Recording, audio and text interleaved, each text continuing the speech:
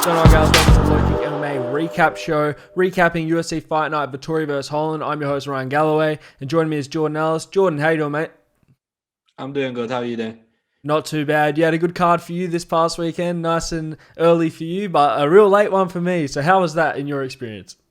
Yeah, it was nice. Shame we didn't get Till and it were an all European affair, but it was a good card, a really fun card.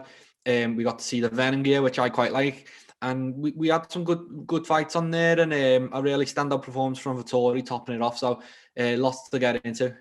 Absolutely, and like you said, we did lose out on one main event, but Kevin Holland stepped up to the plate again to take a short notice fight. Didn't go his way this time. We'll jump straight into that main event, and I felt like Holland did make, I don't want to say he made improvements, but I felt like his mental game plan in this fight was much better, and he was more in this to try and win, and it showed in his performance. The problem really was his grappling defense, and that's where Vettori is so strong, and he just capitalized on it repeatedly, didn't he? Yeah, he tried. You know, as I said last time, you just want to see the fighter trying in the cage, and it was very evident that he weren't trying against Derek Brunson, and he was against Vettori. And even on his best night, Kevin Holland probably doesn't get by Vettori because, as we've seen his wrestling. There's a lot to be worked on. So, yeah, it was a case of the same fight. Holland, he gave a bit more back. He was able to stand up a couple of times. But at the end of the day, Vettori just had too much for him, overwhelmed him. And he probably was disappointed that he didn't get the finish because it seemed there for him. And yeah, good performance by Vettori. Better from Kevin Holland, and hopefully he can go away working on his stuff and he'll have another run. He's a popular fighter. People want to see him fight. It's interesting with Kevin Holland over the recent, couple of months, because we really didn't know how Kevin Holland would go against these elite guys until he fought Brunson, really. I guess Jacare, but that fight didn't go very long. And what we've noticed and what's been obvious is his stand-up is really good. His stand-up is he's got powerful hands, and he's injured both fighters in his last two fights. He injured Vettori in the fifth in this one, and he injured Brunson in the second in their fight. And it looked like he almost had him out of there. I mean, less in this fight than in the other one. But if he can just work on his wrestling defense, he can be an elite fighter. But Vettori did the perfect thing when he was put under adversity in that fifth. He shot a takedown, got it to the ground, and just dominated the fight, which was the story from start to finish. Vettori is such a dominant wrestler, and even with the resistance that Holland was putting back at him, he just still managed to get into the ground.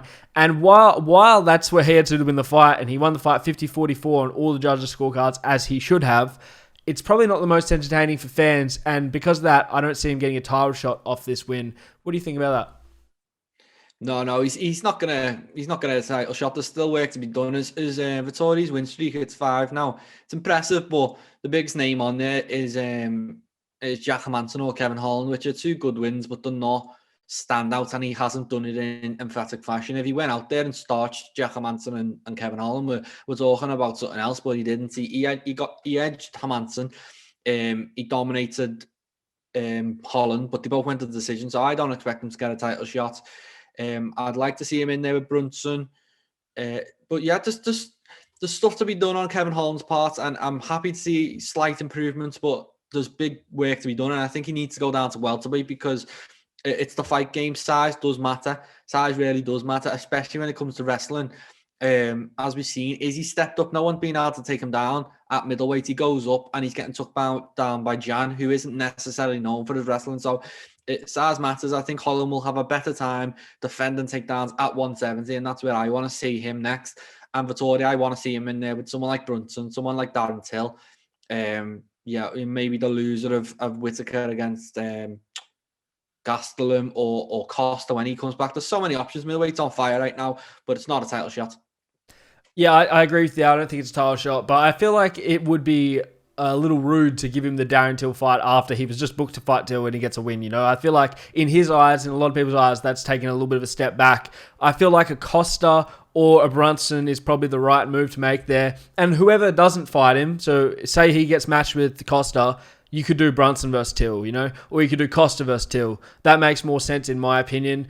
I think the loser of that Gastelum-Whittaker fight, if it's Whittaker, makes sense for Vettori. But if it's Gastelum who loses, I don't really think they're going to give him another top 5 guy. I mean, when's his best win since he beat Bisping was the last big one, I think. Before, obviously, he beat Heinisch, you know, so Yeah, don't know what happens there, but I really think that Vettori had a perfect performance, and I feel like he's getting a bit of unfair criticism after this win.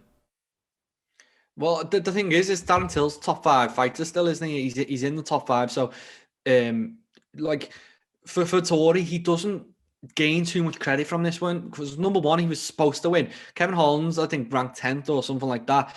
There's a very clear blueprint on how to beat him. And your stock's not going to rise because he didn't do anything particularly special. It was a good performance. It was a dominant performance, but he did what he was supposed to be. He was a massive favourite. I think he was 3.5 to 1 on to win that fight. So he did what he's supposed to do. I don't see like he should be jumping up these levels, and I don't necessarily think a Brunson fight is preferable over a Till fight. A Costa fight would be. I think a Costa fight is probably the fight everyone wants outside Whittaker and outside the champ. So I'm happy to see Vettori in with any of these guys. I think Vettori against Costa would be an absolute banger. Two guys who just run forward and they're gonna bash each other up. So yeah, as I said, middleweight's on fire. Any of these guys against each other is going to be really fun. Yeah, for sure. We'll jump onto the co-main then. Another one of your guys, I believe, Arnold Allen. Is he from your neck of the woods? Yeah, England, Ipswich he is. There you go. And he had a pretty impressive performance in the co-main against Sodiq Yusuff. A fight where you picked Yusuff going into this, I believe, and you thought the stand-up was going to be an issue. Is that right? Or am I wrong? No. I was going back and forth, and then ultimately I stumped for Allen. I said I thought Allen would be able to hurt him, and Allen's not necessarily known for his punching power or anything like that. But Yusuff, I've seen him. He's been hurt. He's been hit. He's very hittable, and you can get to him, and that's what I thought that would happen. So my decision was, will Allen stop him or won't Allen stop him? And it was very close, but ultimately he's a smart guy, Allen, and he knows not to rush in too much and things like that. Really good fight, two top guys. I don't think anyone loses too much in that fight. But Allen, he deserved the win. It was a really, really top performance, and he'll go on now and he'll fight some of the big names in featherweight. And I don't want to put words in your mouth then, so I'm sorry for saying that you didn't pick your guy. But it was a great fight, wasn't it? A really good co-main, especially on a card that had a pretty... the main card in this event was pretty solid. There was quite a few finishes and whatnot, and just good fights overall. But that was one of the standouts for me, and I think Yusuff really showed his toughness in that one because he didn't get put away, and there was many moments there where it looked like he was going to get put away. But yeah, really resilient, and like you said, both of them have their stock go up. But I enjoyed that one. Any other thoughts on it? The thing is with Allen, that's why he's not a star yet, is because he doesn't finish fights. But the thing is, from his side of view, he doesn't seem interested in emptying his gas tank to try and finish that fight. He's happy to go to 15 minutes, and I think if he really stepped on it, he would have got Yusuff out today. But he's comfortable in the octagon. He probably enjoys his fighting, and it was a great 15 minutes from him. And he'll go on now, and Calvin Guitar, when he comes back, potentially he could fight him. The win, I think he pointed out that he wants the winner of Danny Gay against Korean Zombie, which would be another banger. So lots going on for Allen. He had a bad year last year. He couldn't get the fights he wanted. 2021 is already doing better for him. Big win, big name. Next one's going to be even bigger. And you got to remember, there's Zabit out there. Who else is out there? Yair. There's plenty of people out there that would be a jump up the ladder for him, and it looks like he deserved it. He's 17-1. It's really like at that point that the UFC is probably going to put the Jets behind him and try and push him. But yeah, it'll be fun to see. Before that, we had the middleweight, Sam Alvey and Julian Marquez. This one was a bit of a scrappy first round, wasn't it? A bit of back and forth, and then a beautiful submission in the second. Yeah, this is the one I picked for Fight of the Night, and I got it right, but I don't think it should have got Fight of the Night. I think Medeski should have got it. So yeah, this was a fun fight, really, really fun, but it was bad night for Sam Alvey. That's six in a row now, I think. So he's got to be cut. I don't see how he can survive this now. But big win for Marquez. He keeps the train rolling. He does another weird call out, and he's got it. A lot of eyes on him. So very impressive from Marquez. It was a good win. It was nice to see Alvey at middleweight. I think he did look better than he has looked, but he just wasn't able to pull that win out, unfortunately. Really fun fight. It shouldn't have been Fight tonight, but they both walked away with an extra 50k. Yeah, I mean, Alvey looked dangerous until he got injured. And then when he got hurt, it was really dangerous. It was bad for him. He ended up getting submitted, standing up, rear naked choke, no hooks in. But, and that call out for Marquez is really interesting, right? I've never seen someone market themselves in the post fight as well as this guy, Yeah, he does. It's so weird and what was he called out a bunch of football players to Yeah. play badminton or some weird stuff. It's getting weirder, but people seem to love it, and it's I'd say it's top of the cringe level. Like he's challenging Pseudo for that King of Cringe title, but it's working. He's getting eyes on him. His performances are doing that as well. So he seems to be getting everything. And I'm sure the UFC might get behind him now. I wouldn't mind seeing him in there with someone like maybe Joaquin Buckley or someone like that. That'd be a fun fight. Lots going on for him. Congrats on the win. Hopefully we see Alvey cut now. I just don't feel like there's any comeback from 6 in a row. Yeah, you're probably right there. Before that, women's strawweights, we had Nina Nunes taking on Mackenzie Dern. Obviously, Nunes' return. It didn't go away. Dern just looked fantastic. I thought her striking was much improved in the last fight, Dern's. But we didn't get to see much of it in this one because she managed to get to the ground quite quickly and pulled off a pretty impressive armbar. Yeah, it was brilliant. It was the type of statement you'd expected from Dern. It was one of the most impressive performances of the night. I think going in, Antonov or Nunes said that she weren't too concerned about Dern's jiu-jitsu, which is just the wrong thing you want to hear. It's just, you should be concerned. If you're not concerned, you're stupid. Like it's ridiculous to suggest this. I think even Damian Maia and Gilbert Burns were, speaking respectfully of each other's jiu-jitsu. So, and they're two high-level practitioners. So, brilliant performance from Dern. She dominated there. You expected it, and she might have even been an underdog going into that one, which is weird because I added it to my bet. It was really tight with the odds, and she just proved like the bookmakers wrong. She absolutely steamrolled it, and she did what she should do. Yeah, I kind of expect her to get the submission win here. But what do you do with it now? Because do you push her up to these? What should we rank in the top 5 now? I imagine. I feel like if Tatiana Suarez is ready to come back, that's a good fight between those two. Both grapplers. Obviously, Dern has an advantage there on paper, being more of a submission expert. But yeah, that's a good one. I'd like to see. I don't know how likely it is because Suarez is obviously injured. Who else do you give her? What's next?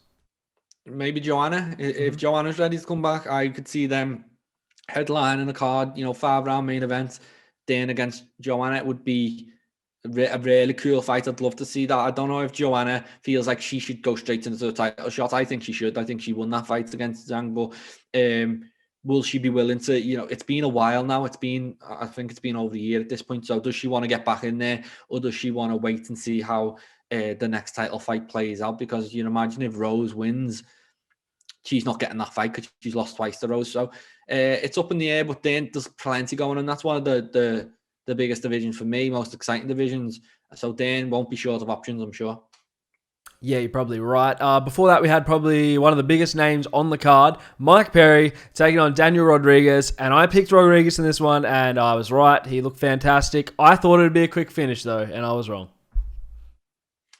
Well, it was what you expected. I didn't expect much from Perry anymore. Yeah, I'm fully off Perry's train. It's not even exciting to watch him fight anymore because he doesn't move his head. His output's not really there anymore. He just doesn't have anything that makes a fight exciting. So I remember when we were speaking, you were saying this is potentially fight of the night, and maybe 5 years ago it would have been, but Perry's just not there anymore. He doesn't seem to like fighting, and he's getting worse. If anything, he's not even like he's evolving; he's devolving. He's getting worse, and it was sad to see. And then afterwards, he was like on social media saying, "Oh, I used to be great, and now I'm not." And he just really needs to, really go and think about what he wants, how he can improve, how he can get that fire back because it seems to be gone.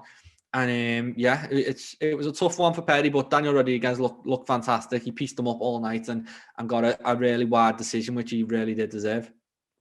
Yeah, he dominated the entire fight from start to finish. And I think Mike Perry's nose is a big issue. I don't know if it broke in this fight, but every fight he seems to have, it just looks terrible after he gets punched a few times. I think that might be like a lasting issue from that LowKick knee because that's a bad knee. But yeah, overall, he's just not performing how you were right. I'll give you props. You were right. You predicted this one. He wasn't going to perform how he used to. And yeah, maybe this is it for Mike Perry. What do you do for him now? No, for me, it seems like he's chasing money right now. He doesn't enjoy fighting, but he's 20, 28, 29. So can he get that fire back? Darren Till offered to come and train him, bring him to Liverpool and train him here, which it's a nice offer, but I don't think it's the right move for Perry. I think he should stay in America, find a camp. He seems to like living in Florida or Miami or wherever he lives. He likes it there. There's lots of good camps there. He can get some good work in. He can get some good wrestling in, and he can come back. It's just if he wants it. For me, it doesn't seem like anything other than a lack of desire. He doesn't want to fight, and it's all about money. So if it's all about money, he could go over to bare knuckle and fight there and probably earn a bunch of money as well. So he'll have options on the table. I think UFC will keep him around for one more fight and see how that one goes. Yeah, it will be interesting to see what they do there. We'll jump into some prelims now. I'll throw it over to you. Feature prelim, let's be that one. Who have we got? Miller versus Sodiq.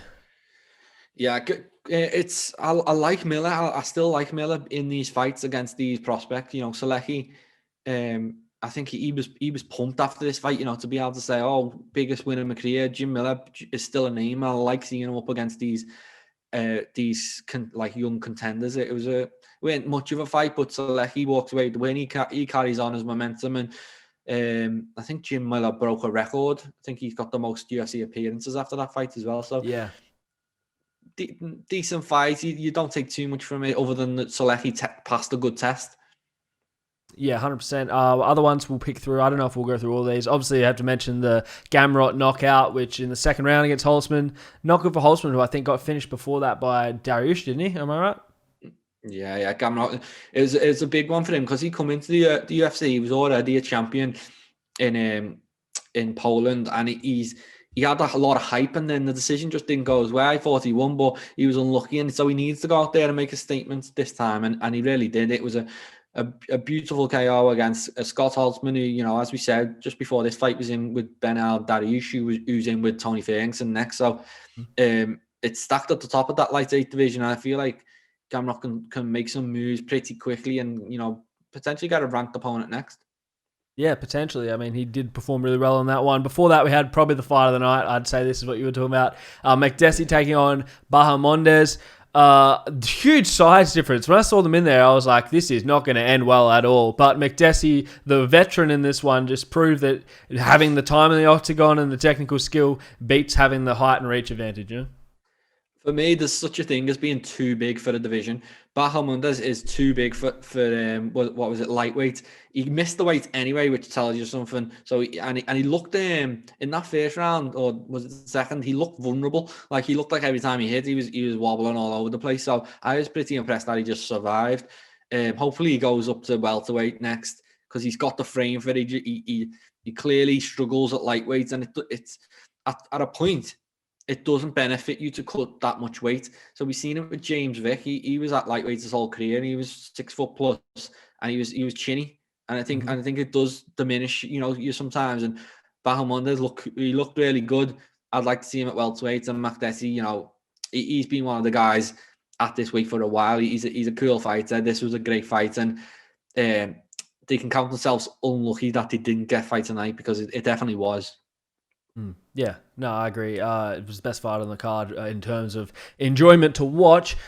Before that, we had a big knockout. I don't know if there's much to say here, but Dan Ho just knocked Castro's lights out, and it was really impressive. Anything you want to say about that one? Just beautiful, isn't it? It was just, I think he's been off for a while, Dan Ho, as well, and to come back in that type of fashion, and just the Castro, it's not been going well for him lately. He's lost a few on the bounce, so I'm not sure he'll be sticking around. Yeah, that's 3 on the bounce, and he hasn't looked good in any of them, really.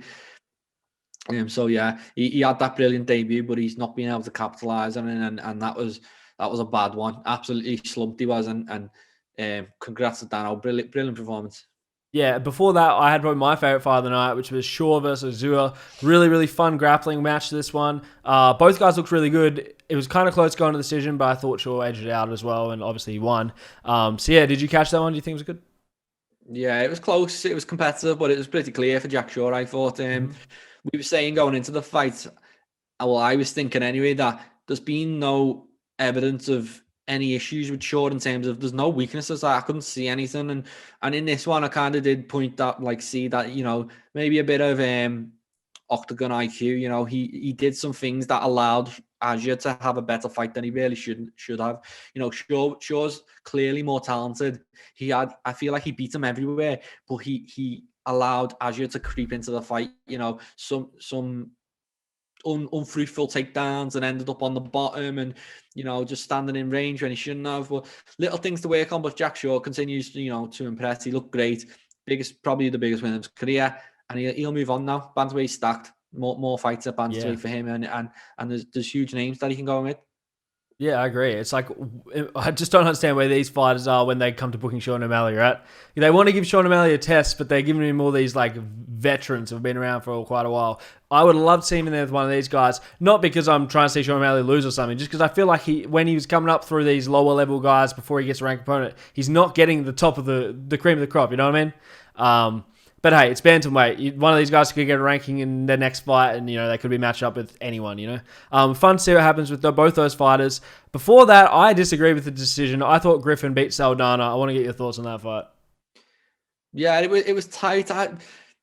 I don't really feel strongly either way on this one. Like I know a lot of people were a bit outraged, but I'm up in the air. It was close, and at the end, I'm not thinking, oh, someone clearly won this fight. I was kind of just like, I'm not sure. And sometimes that's what happens. You only get 3 rounds. It's going to be close between fighters at this level, and Griffin will feel unlucky, and Saldana has done well, but they'll both be back. Yeah, well, it was kind of close, but I just thought the grappling of Griffin gave him this one. But yeah, not much else to say there. Do you want to speak out this light heavyweight one or the first fight of the night where welterweight? What was that? Just shout out to Impa really, Kasanga, because he's come back from that awful knockout he suffered, and he's bounced back in style, got that submission win, which I don't think many people are expecting. At welterweight, yeah, brilliant win. At welterweight, so brilliant win for him, and let's see what he can do next, because he was hyped. He was hyped, I think, coming into that Buckley fight, and it's all been taken away from him. But he's back with a bang as well. Yeah, for sure. Before we move on to news, I just want to ask you what you thought of the Venom fight kits. I like them. I obviously they're not they're pretty similar to the Reebok kits, but for me, I like Venom better as a brand in terms of MMA. I think they have made slight adaptations that makes it does look a bit cooler to me on camera, and they're paying the fighters a little bit more, so it's all slight improvements. Not much has changed, but yeah, I quite like them. I did think that some of the colors worked and others didn't. Like some of the greens, I was like, it doesn't look as good as the Reebok pant the green did. And what was the other color? I think it's the blue ones. I was like, that's odd. But then the other ones that I saw look really, really clean. So it's like, I guess it's gonna be hit and miss. Maybe they'll adjust them to see what works better in the future. But no, it's good to see a bit of a change up from that Reebok gear, which was pretty plain itself. But yeah, not a lot to say there. Just jumping onto news, I'm having a look here. Do you have anything off the top of your head? Well, just the Conor McGregor, Dustin Poirier charity stuff. I don't know if you've seen it, but basically Dustin has said that Conor didn't deliver on his 500k promise to his charity, the Good Fight Foundation. So yeah, it's, for me as a fan and someone who's in the MMA business, like I thought that was done and dusted. I thought he'd paid. We'd seen Dustin's wife kind of go into Conor's room and say thank you. So it just seemed like it was all done. And then a few months later, apparently Conor McGregor's team's ghosted him and hasn't paid any money. Yeah. It's a bad look for Conor. I know he's had some bad looks, but for me this is a tough one to defend. As a Conor McGregor fan, I don't see how you defend this type one. He publicly pledged $500,000 to a charity to help the less fortunate, and he's it seems like he's lost and then just kind of went, no, I'm not paying. Well, I saw the first tweet from Dustin, but I didn't see what Conor replied. Do you know what Conor replied with? Conor basically said that I've been waiting for something from your team to say what the money's getting spent on. But Dustin said that his team hasn't been replying to their emails. So to me, it seems bad from Conor's side. Obviously, what Dustin's spending on. We've seen him speaking. He's going to spend it on a gym in Louisiana or Lafayette or wherever he's from. He's putting a gym there. So Conor McGregor knows what it's getting spent on. And then Conor kind of said, "Oh, people who have charities kind of take the money and run and spend it on other things," and kind of suggested that Dustin was one of them people because he'd accepted a trilogy fight rather than going after the title. So no more Mr. Nice Guy from Conor McGregor. It seems like he's cutting the charity money off. It's going to be a bit more of an intense build-up. You know, Connor's he was nice for one fight, and I think he's back to being, you know, a bit of a dickhead again. Yeah, I mean, you're Conor McGregor. Surely you have 500 grand to throw at a charity. You know, I don't think he's short on money. Yeah, weird optics, bad optics. Not much else there. Before we do wrap it up though, because I don't have much other news, I just want to ask: did you catch the One Championship event? Yeah. See, it was a brilliant event, you know, for them. Lots of controversy, lots of highlight moments, and everyone was talking about it. So that's exactly what they want from that first event. So brilliant. It was crazy to see DJ lose like that. Alvarez was unlucky. There was Rodtang was on the card as well. Yeah, lots going on. I'm looking forward to more of these. You know, one card on American television. What did you think of that? We'll go through all the fights. Might as well. There's only 3 of them. What did you think of the Alvarez stoppage? It probably was correct, like technically, but for me, it's just weird because you see in that fight, he's getting disqualified for little punches at the side of the head, when in another fight, DJ's getting blasted with knees on the floor. So it to me, that's like really contradictory. But that's the rules. That's their rules, and I think they even forced them correctly. It's just, do you like the rules or not? I thought the call was bad. When he was getting punched, the dude was turning his head away, fair enough. Eddie couldn't even see where he was hitting because his face was up against the other dude's hands or head or whatever. He's throwing these shots, and he only gets warned before he throws one last shot. It's not like he might have been hit in the back of the head, but it wasn't like he was warned and threw like 5 or 6 shots. He was warned, he threw one shot, and then the guy just fell backwards and they called it. I think that maybe it's a controversial take. I don't think it is though, because I was on Twitter when it happened. I thought it was a bad stoppage, and I thought Eddie should get that win.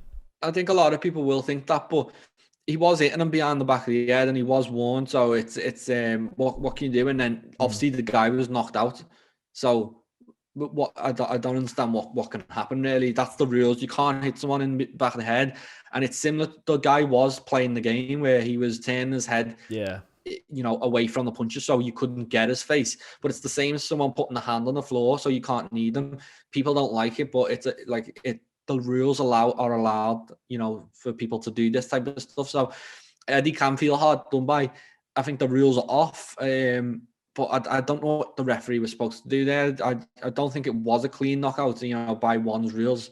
So he kind of, once he was out and not responding, the referee's kind of got to call it. So it was tough. For me, it's mainly the rules that are wrong rather than the referee's call.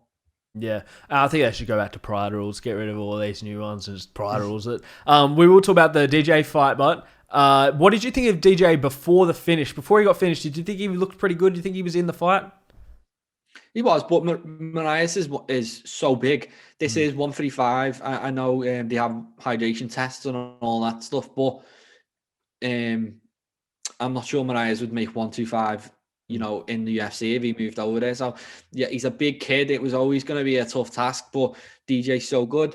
You'd expected them to, you know, we're so used to them seeing him winning, but he just ran into something. He ran into that uppercut, and even if the knee weren't there, he probably would have got finished anyway because he ran into a nasty punch.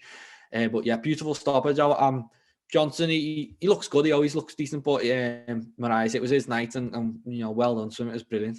And it was a terrible matchup for DJ given the size difference because Marias' main thing is his jiu-jitsu, and he's an incredible grappler. So if you're fighting a guy with this much of a reach advantage on you, you're probably going to want to take him down. But if you take Marias down, it's like, okay, now you're stuck with his jiu-jitsu game. So I think it was a bit of pick your poison for DJ in this fight. And he was doing fairly well. But yeah, the uppercut was beautiful. The follow-up with the knee, I know it was shocking because we're not used to seeing it, but hey, that's how you do it, and that was impressive. And lastly, we had the Muay Thai fight. I told you, my guy, Mini T, Daniel Williams. I picked him. I might have been wrong in the result, but didn't he look good? Yeah, it was. Rodtang's like he was at the top of the card as well, weren't he? So I think one kind of did, you know, drop the ball with that one just because there was a 30-minute gap, I think, between the main event and the co-main event, which, you know, I think a lot of MMA fans might have just turned off at that point. But if they did, they missed a brilliant fight. So yeah, valiant effort. But Rodtang's the man, and he is. He is. I think he's going to be a potential, you know, star, and that's what they're trying to push at by putting him in that position. But I would have preferred to see him between DJ and Alvarez, and then for maximum eyeballs to actually see this fight. But brilliant. Yeah, very good card. I think next week they have another big one. I'm just blanking on who it is, but that's fine. We'll get into it when we're previewing on Wednesday. Speaking of which, on Wednesday we'll have a preview coming out for the UFC event and maybe some other stuff. And that'll pretty much wrap up this one. You got anything else to say? No. Great night of fights. We've had a great week of fights. It's nice having everyone back. You know, we had Bellator back as well. We weren't the best card, but we've been speaking just about UFC for so long, and besides being UFC fans, we are MMA fans. So it's great to see one back. It's great to see Bellator back, and hopefully all the shows can start coming back. Cage Warriors and my side of the pond, and the rest of them. So yeah, it's good times to be an MMA fan. Absolutely, and so we'll speak to you Wednesday. Thanks for watching. Thanks, guys. Make sure to subscribe to the LowKick MMA YouTube channel for all the latest news, event previews, and interviews with some of the biggest stars in MMA.